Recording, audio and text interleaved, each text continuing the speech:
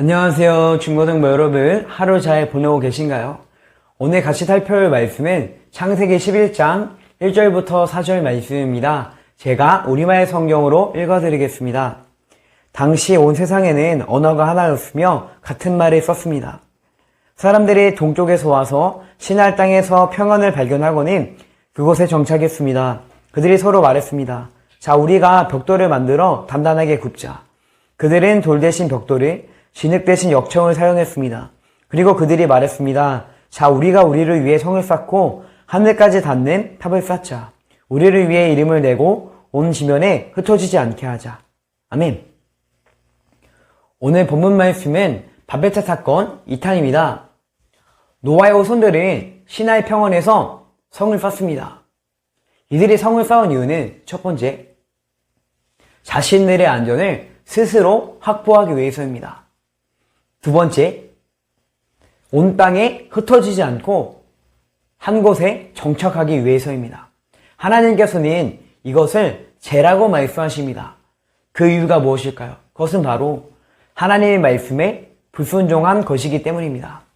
제가 창세기 9장 1절을 우리말 성경으로 읽어드리겠습니다. 하나님께서 노아와 그의 아들들에게 복을 주시며 말씀하셨습니다. 자녀를 많이 낳고 번성해 땅에 가득하라. 아멘.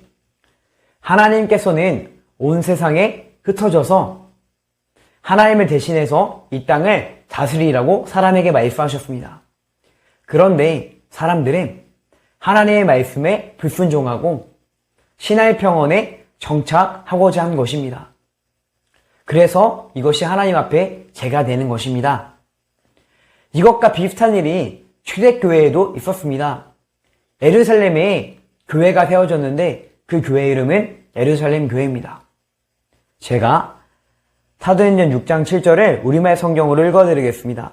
이렇게 해서 하나님의 말씀은 계속 널리 퍼져갔으며 이로써 예루살렘에 있는 제자들의 수도 많이 늘었고 더욱이 수많은 제사장들도 이 믿음에 순종하게 됐습니다. 아멘. 예루살렘 교회에는 하나님의 은혜가 가득했고 계속해서 성장했습니다. 그런데 이들의 한계가 있었습니다. 무엇일까요? 바로 예루살렘에 머물러 있었다는 것입니다. 하나님께서는 기독교인들에게 예루살렘에 머물러 있지 말고 온 세계에 나가서 복음을 전하라고 말씀하셨습니다. 그런데 이들은 하나님의 말씀에 불순종하고 예루살렘에 머물러 있었던 것입니다. 그래서 하나님께서는 스데반이라는 분의 순교를 통해서 기독교인들이 온 세계에 나가서 복음을 전하게 하십니다. 여기서 우리가 생각해 볼 점은 노아의 후손들이 시나이 평원에서 정착하려고 했던 것, 또한 예루살렘 교회가 예루살렘에 머물러 있으려고 했던 것, 이것이 죄가 되는 이유는 하나님의 말씀에 불순종했기 때문입니다. 우리가 보기에는 세상의 관점으로 우리의 지식과 경험으로 전문가의 조언으로 보면 괜찮아 보이는 것일지라도 하나님의 말씀에 불순종하는 것이라면 하나님의 말씀에 일치하지 않는 것이라면 하나님께서 기뻐하시지 않는 것이라면 죄가 된다는 것입니다. 말씀을 정리하겠습니다. 우리는 어떤 선택을 할 때 우리의 지식과 경험에 따라서 세상의 관점으로 전문가의 조언에 따라서 선택을 하려고 합니다.